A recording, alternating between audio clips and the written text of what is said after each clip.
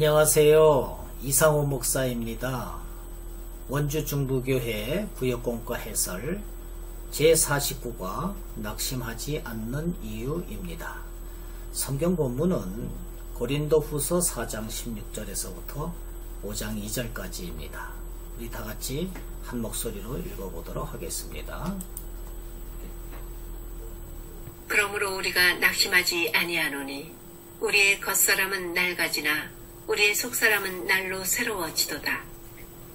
우리가 잠시 받는 환난에 경한 것이 지극히 크고 영원한 영광에 중한 것을 우리에게 이루게 하매니 우리가 주목하는 것은 보이는 것이 아니요 보이지 않는 것이니 보이는 것은 잠깐이요 보이지 않는 것은 영원함이라.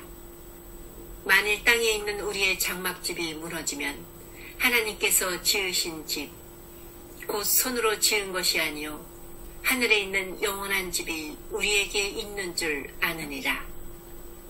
참으로 우리가 여기 있어 탄식하며 하늘로부터 오는 우리 처소로 더듣기를 간절히 사모하노라. 아멘. 연말이 되면은 누구나 시간이 참 빠르다 이런 생각을 합니다. 새해를 맞은 지가 엊그제 같은데 눈 깜짝할 사이에 한 해가 지나갔기 때문입니다. 그래서 성경은 빨리 지나가는 인생을 가리켜서 꽃과 같이 자라나서 시들며 그림자같이 지나가며 머물지 아니하거늘 이렇게 욥기 14장 2절에 기록하고 있습니다. 특히 금년 한 해는 코로나19 전파와 그 방역에 시달리다 보니까 어느덧 한 해가 다 가고 말았습니다. 지금 전 세계는 두려워하고 낭망하고 있으며 이후의 세계를 불안한 마음으로 예단해 보고 있습니다. 하지만 우리 그리스도인들은 이럴 때일수록 오직 하나님께 소망을 두어야만 하는 것입니다. 사도 바울이 그랬습니다. 사도 바울은 사도직을 수행할 때 수많은 고난을 겪었지만은 그때마다 좌절하거나 두려워하지 아니하고 오직 하나님께 소망을 두었습니다. 바울이 겪은 고난 중에 하나가 그의 사도직과 권위를 인정하지 않는 자들의 모함이었습니다. 바울은 고린도 후서에서 자신의 직분과 권위에 대해서 자세히 변호하고 있는데 이를 통해서 당시 고린도 교회에는 바울의 권위를 인정하지 않는 사람들이 많이 있었음을 우리는 알 수가 있습니다. 오늘 본문은 이러한 시대적 배경 속에서 기록되었습니다. 바울은 자신의 사도직을 변호하면서 자신의 사도적 삶이 하나님의 영원한 영광을 지향하고 있음을 말씀하고 있는 것입니다. 우리 한번 지도를 보도록 하겠습니다. 이 지중해 연안의 지도인데 여기 보면은 마게도냐와 고린도가 나옵니다. 이 고린도 후서는 사도 바울이 마게도냐에 있을 때 고린도 교회에 쓴 편지라고 우리는 보면은 됩니다. 그러면은 말씀 속으로 들어가서 질의 응답 형식으로 좀 더 상세하게 알아보도록 하겠습니다. 1번 몸이 약해지고 늙더라도 우리가 낙심하지 않을 수 있는 이유는 무엇입니까? 고린도 후서 4장 16절에 보면은 우리의 속사람은 날로 새로워지도다 이렇게 말씀을 하고 있습니다.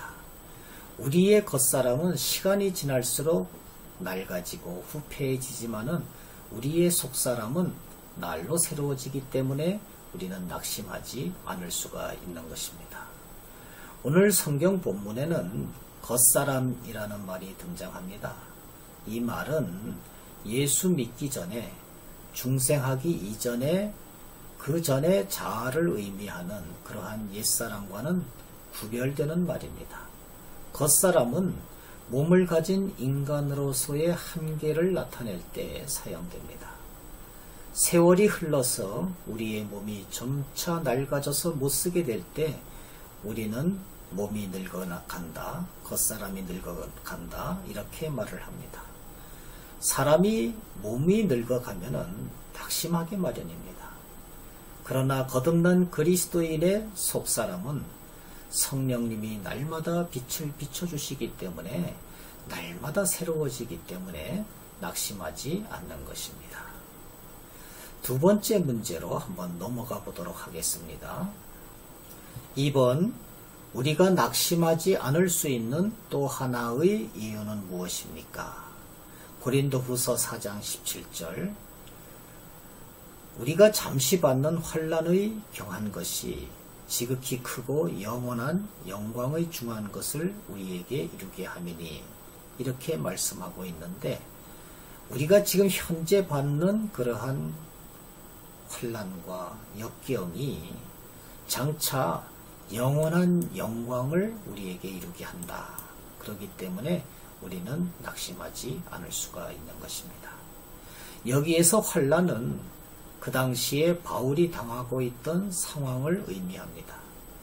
고린도후서 4장 8절과 9절 말씀에 보면은 우겨쌈을 당했다, 답답한 일, 박해, 거꾸로뜨림, 이런 고난을 의미하는 단어가 나옵니다. 이러한 환난은 잠시 잠깐 있었던 것이 아니라 바울이 죽을 때까지 계속되었습니다. 그럼에도 이러한 환난이 잠시이며 가볍다고 한 것은 장차 자신에게 다가올 지극히 크고 영원한 영광 때문입니다. 우리가 평생을 고난받는다고 할지라도 영원한 시간에 비하면 잠시일 뿐이라는 것이지요. 또한 그것이 아무리 무겁고 압도적인 것처럼 느껴질지라도, 우리가 받는 고난이 아주 무거운 것처럼 느껴질지라도 그리스도인에게 장차 나타날 그러한 영광에 비한다면 너무나 가벼운 것이라고 할 수 있기 때문에 우리는 낙심하지 않는다, 이런 말씀입니다. 그러면은 세 번째 문제로 가보도록 하겠습니다. 3번, 우리가 주목해야 할 것은 무엇입니까? 하는 문제입니다. 고린도후서 4장 18절에 보면은 보이지 않는 것을 주목해야 된다, 이렇게 말씀을 하고 있습니다. 또한 고린도후서 5장 1절에 보면은 하늘에 있는 영원한 집을 주목해야 된다, 이렇게 말씀을 하고 있는 것이죠. 주목하다라는 것은 시선을 고정시키는 것, 주의를 집중시키는 것을 말하는 것인데, 한마디로 우리의 믿음의 시선을 우리가 믿음의 시선으로 계속해서 바라보는 것을 말하는 것입니다. 그런데 우리는 보이는 것이 아니라 보이지 않는 것을 주목해야 된다는 것이죠. 만약 우리가 보이는 것들, 이 세상의 것들만 바라본다면 우리의 삶은 늙고 병들다가 끝이 나는 허무한 인생이 될 수밖에 없습니다.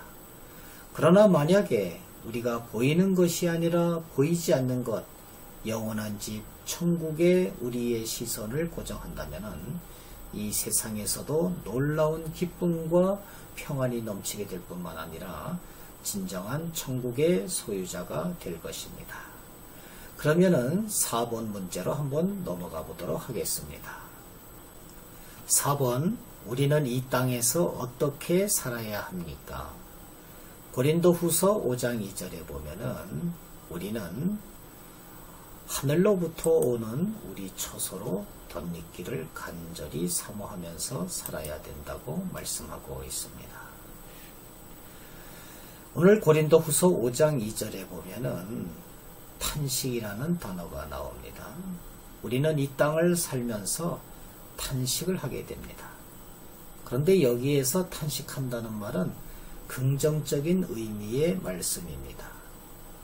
우리 원주에는 전국에서 가장 유명한 원주 DB 프로비 농구단이 있습니다. 그런데 만약 원주 실내체육관에서 우리 원주 DB 프로미와 부산 KT 간의 챔피언 결정전 마지막 경기가 열리고 있다고 생각해 봅시다. 안에서는 이미 경기가 시작되고 있는데 늦게 도착한 우리는 줄을 서서 발을 동동 구르면서 탄식하면서 경기장 안으로 이제 줄을 서서 들어가고 있습니다. 이때 우리는 탄식을 하는데 절망으로 탄식을 하는 것이 아니라 경기를 보고자 하는 강한 열망 때문에 우리는 탄식하는 것이죠. 사도 바울은 육신의 장막을 입고 있는 동안에 부활의 영광의 몸을 간절히 열망하면서 탄식을 하고 있다는 것을 말씀하고 있습니다. 육신의 옷을 입고 있지만은 부활의 영광을 너무나도 사모하고 들어가고 싶기 때문에 탄식한다는 그러한 표현을 하고 있는 것입니다. 우리도 그렇게 살아야만 됩니다. 다시 말해서 우리 그리스도인들은 부패해가는 몸과 환난으로 인해서 탄식하면서 동시에 하늘로부터 오는 초소를 간절히 사모함으로 탄식을 하는 것이죠. 하늘로부터 오는 초소는 부활 후에 얻게 되는 썩지 않고 신령한 영광스러운 몸을 의미합니다. 우리는 육체의 연약함을 느낄 때 절망하지 말고 오히려 부활의 몸, 영광의 몸을 입을 것을 간절히 사모해야만 하는 것입니다. 그러면은 결론적으로 이 오늘 구역공과의 말씀은 어떤 것입니까? 이 세상에서 잠시 받는 환난은 영원한 부활의 영광을 이루게 한다. 그것을 우리는 잘 깨닫고 날마다 우리의 속사람이 새로워지도록 기도하고 말씀에 충만해야 된다는 것입니다. 감사합니다. 안녕히 계십시오.